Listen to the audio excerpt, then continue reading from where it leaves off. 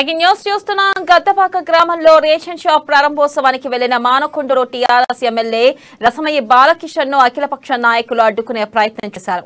ఎమ్మెల్యేను కలవనీయకుండా పోలీసులు అడ్డుకోవడంతో తోపులాట జరిగింది. ఇక దీంతో అక్కడ కాసేపు ఉద్రిక్తత ఏర్పడింది.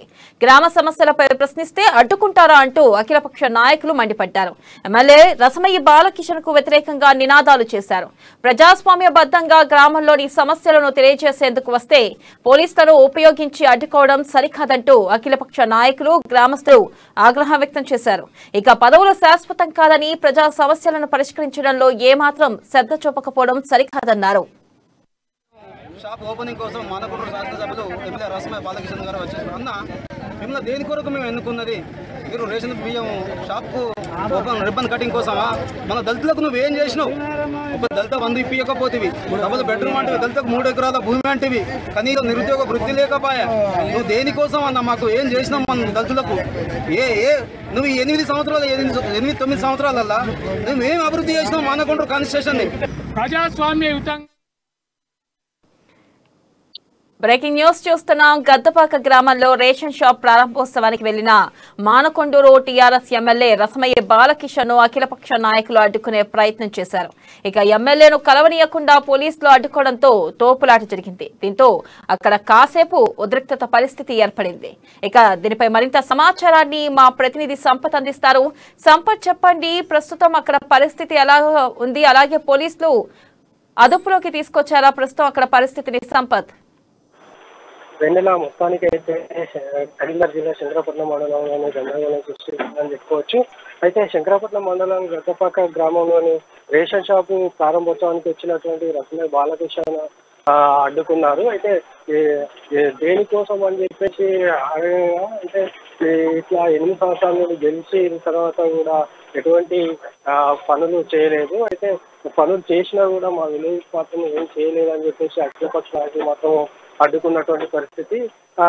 అయితే ఈ నేపథ్యంలోనే ఒక రేషన్ షాప్ కాదు, అంటే పలు పథకాలు కానీ పలు గ్రామీణ పథకాలు కానీ మాకు ఎటువంటి లబ్ధి చేకూర్చలేదు, మాకు అందలేదని చెప్పేసి కూడా గ్రామస్తులు మొదలుపెట్టుకున్నటువంటి పరిస్థితి.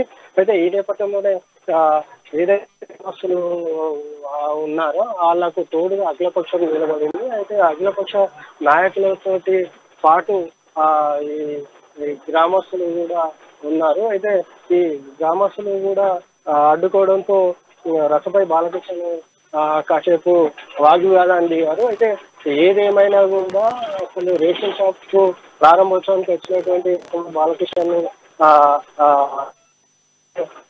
అడ్డుకున్నారో ఈ నేపథ్యంలోనే ఏదైతే రసమయ్య బాలకిషన్ తోటి సంబంధిత అధికారులు కానీ వారిని కూడా ఎవరిని కూడా లోనికి రానిలేటటువంటి అయితే అక్కడ పోలీసులు మాత్రము సర్దుమూని ప్రయత్నం అయితే చేశారు. Vennela. Right Sampath, thank you.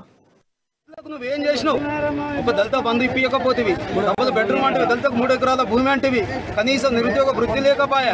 నువ్వు దేనికోసం అన్న మాకు ఏం చేసినావు? మన దళితులకు నువ్వు 8 సంవత్సరాలు 8-9 సంవత్సరాలల్లా నువ్వేం అభివృద్ధి చేసినావు? మానకొండూరు కాన్స్టిట్యూషన్ ప్రజాస్వామ్యయుతంగా శాంతియుతంగా నీకు ఒక వినతి పత్రం ఇచ్చి మా గ్రామంలో ఉన్న సమస్యలు చెప్తామంటే నీవు మమ్మల్ని పోలీసులతోటి. రేషన్ బియ్యం షాప్ ఓపెనింగ్ కోసం మానకొండూరు శాసనసభ్యులు ఎమ్మెల్యే రసమయ్య బాలకిషన్ గారు వచ్చారు. అన్న మిమ్మల్ని దేని కొరకు మేము ఎన్నుకున్నది? మీరు రేషన్ బియ్యం షాప్కు ఓపెన్ రిబ్బన్ కటింగ్ కోసమా? మన దళితులకు నువ్వు ఏం చేసినావు? ఒక దళిత 100 ఇప్పియకపోతేవి, డబుల్ బెడ్రూమ్ అంటివి, దళితకు 3 ఎకరాల భూమి అంటివి, కనీసం నిరుద్యోగ వృత్తి లేకపోయా. నువ్వు దేనికోసం